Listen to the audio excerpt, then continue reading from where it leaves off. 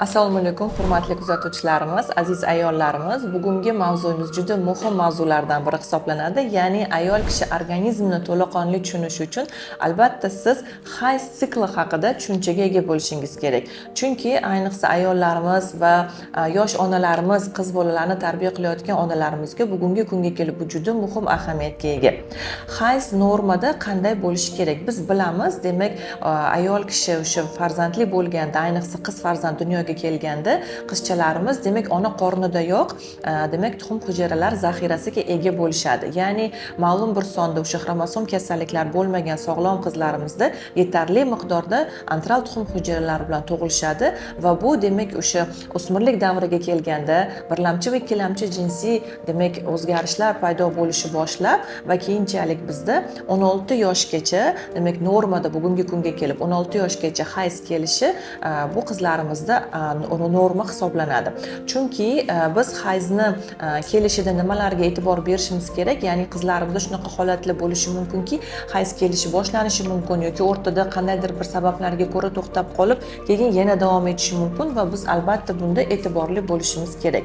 Normal hayz siklini oladigan bo'lsak, normal hayz sikli bu demak ayol qizchalarimizda o'sha o'smirlik davrida boshlanganda va ayollarimizda ham 21 kundan demak 30 kunni tashkil qiladi. Agar 21 kundan oldin keladigan bo'lsa yoki 30 kundan o'tib ketadigan bo'lsa, bu demak hayzda turli xil buzilishlar bo'layotganini ko'rsatadi bizga va albatta siz bunda demak yosh qizchalarimizda demak o'smirlar ginekolog shifokorga yoki bo'lmasam katta ayollarimizda esa ginekologga yoki farzand rejalashtirayotgan demak juftliklarimiz esa hayz siklida o'zgarishlar bo'lsa reproduktologga o'z vaqt soatida murojaat etishlari kerak.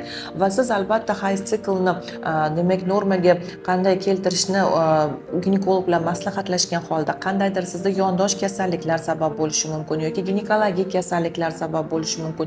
Shularni bilgan holda buni biz o'z vaqt soatida aniqlab, to'g'ri tashxis qo'yib va to'g'ri davo choralarini olib borishimiz juda ham ko'p noxush oqibatlarni oldini olgan hisoblanamiz.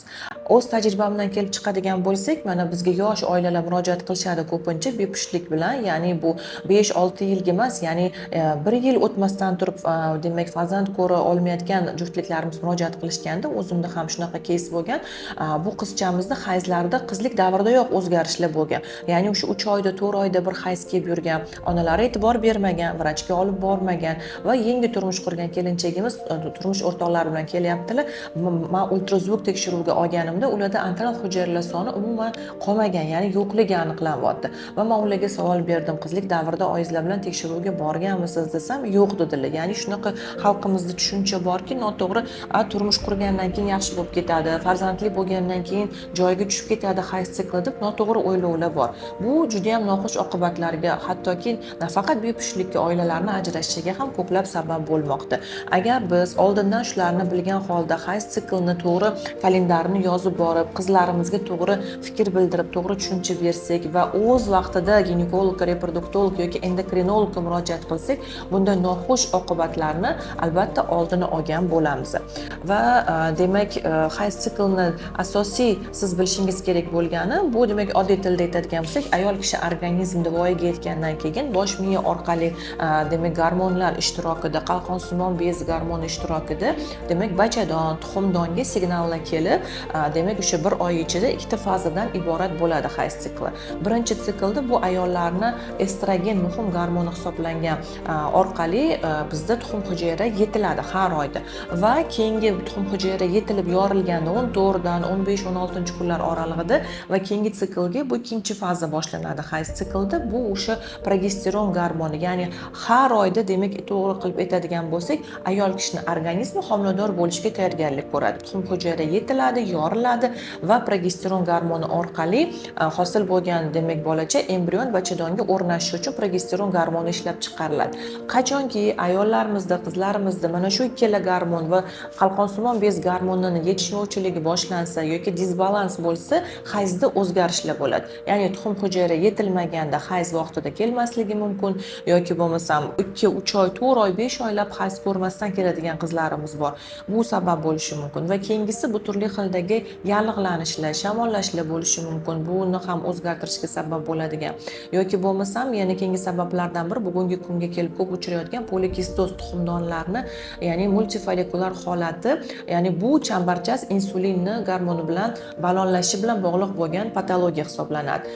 Buni bilasiz, simptomlar haqida yana gaplashib o'tamiz hali to'liq video qilib polikistoz haqida, chunki bu juda katta masshtabli temalardan biri.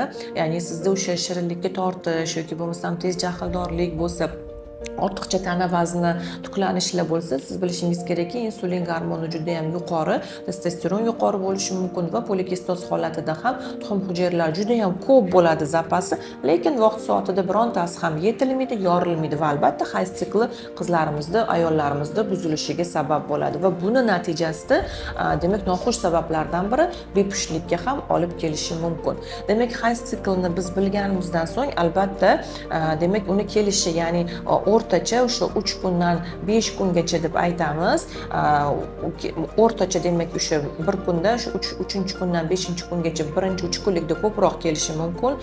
Demak 3 ta 4 ta demak prokladka ayollarimiz almashtirishlari mumkin. Undan ko'p kelishi ham yoki undan kam kelishi ham, miqdori ham, bu ham patologiya hisoblanadi. Bunda ham albatta siz o'z vaqt soatida vrachga murojaat qilishingiz kerak va kunlarini, hajmini bilgan holda demak siz o'zingizda hayz siklda buzilish bo'lyaptimi, yo'qmi, buni demak yozib borib vrachga o'z vaqtida murojaat etsangiz, albatta birinchi navbatda tekshiruvlardan biri sizda ultratovush tekshiruvi orqali demak bachadon tuxumdoni holati aniqlanadi, folikullar yetilyaptimi, yo'qmi, bachadon ichki qalinligi qay darajada o'syapti, bular baholanadi va ikkinchisi sizda o'sha bosh miyada ishlab chiqarilayotgan gormonlaringizni holati ko'riladi, qalqonsimon bez gormonlari qonda tekshiriladi va insulin miqdori shunga o'xshash demak tekshiruvlardan o'tgandan so'ng sizda hayz sikli nima sababdan buzilayotganligi, gormonlar hisobigami yoki boshqa organlardagi yondosh kasalliklar hisobigami, bularni amalga bilib biz hammasini sizga to'g'ri yechim berishga albatta harakat qilamiz. Agar sizda yuqorida demak sanab o'tilgan normal holda hayz kelishi demak buzilgan bo'lsa, qizingizni yoki o'zingizda shunday holatlar kuzatilayotgan bo'lsa, o'z vaqt soatida o'zingizning ginekologingizga yoki farzand rejalashtirayotgan bo'lsangiz reproduktologga yoki endokrinologga murojaat qilishingiz kerak.